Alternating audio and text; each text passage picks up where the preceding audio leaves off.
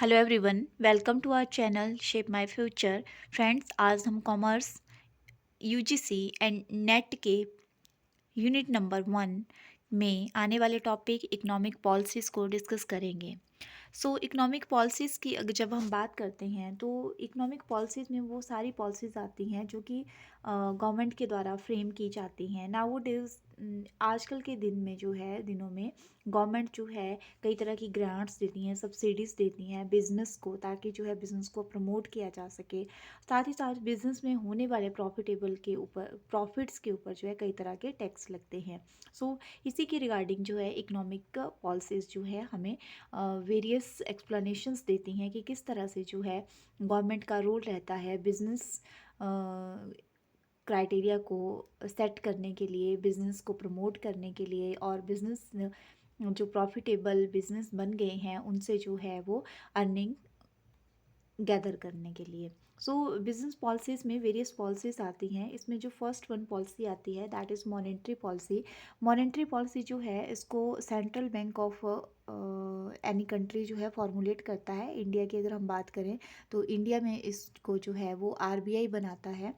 जो monetary policy है इसके अंडर मनी सप्लाई को जो है वो कंट्रोल किया जाता है। जैसे अगर आरबीआई को लगता है कि मनी की सप्लाई इंक्रीज़ करनी है तो वो लोगों के पास जो है फ़्लो ऑफ मनी बढ़ा देगी, ठीक है। और अगर डिक्रीज़ करनी है तो जो है फ़्लो ऑफ मनी कम कर देगी, जैसे कि अभी डीमोनेटाइजेशन का स्टेप लिया गया था। फिस्कल पॉलिसी आती है सेकंड नंबर पे। फिस्कल पॉलिसी जो है एक कंट्री की इनकम और एक्सपेंडिचर से रिलेटेड होती है। अब कंट्री जो है क्या किया जाता है, जैसे कि कोई भी कंट्री है, इसको गवर्नमेंट बनाती है फिस्कल पॉलिसी को। एक बात जो है यहाँ पे क्लियर कर लीजिएगा, कोई भी कंट्री क्या करती है कि उसमें जो है जो गवर्नमेंट होती है, गवर्नमेंट जो है उस कंट्री में एक्सपेंडिचर करती है, और एक्सपेंडिचर के लिए पैसा कहाँ से जनरेट करती है, पब्लिक से ही जनरेट किया जाता है एज अ टैक्स, ठीक है। टैक्स के तौर पे पैसा जनरेट किया। तो बेसिकली इकोनॉमिक पॉलिसी इसी से रिलेटेड है कि कितना टैक्स लगाना है, और टैक्स के तौर पे जो इनकम जो है इकट्ठी की गई है उसको कौन सी सोशल एक्टिविटीज़ में या कौन सी इकोनॉमिक एक्टिविटीज़ में जो है वो इन्वेस्ट करना है। इसमें बेसिकली जो टॉपिक्स जो है स्टडी किए जाते हैं, these are taxation system, government expenditure, borrowing, deficit financing and management of public debt of the economy जो है इसमें आते हैं। थर्ड नंबर पे हमारी आती है foreign trade policy. Foreign trade policy जो है किसी भी बिजनेस को जो है वो अलग अलग तरह से जो है अफेक्ट करती है। अगर हम इसमें बात करें तो बेसिकली इसमें इंपोर्ट एंड एक्सपोर्ट से रिलेटेड क्राइटेरिया सेट किया जाता है। जैसे अगर हमें इंपोर्ट को बढ़ाना है, ठीक है, तो इंपोर्ट को बढ़ाना है तो हम जितनी भी हमारी कस्टम ड्यूटीज़ लगती हैं उनको कम कर देंगे।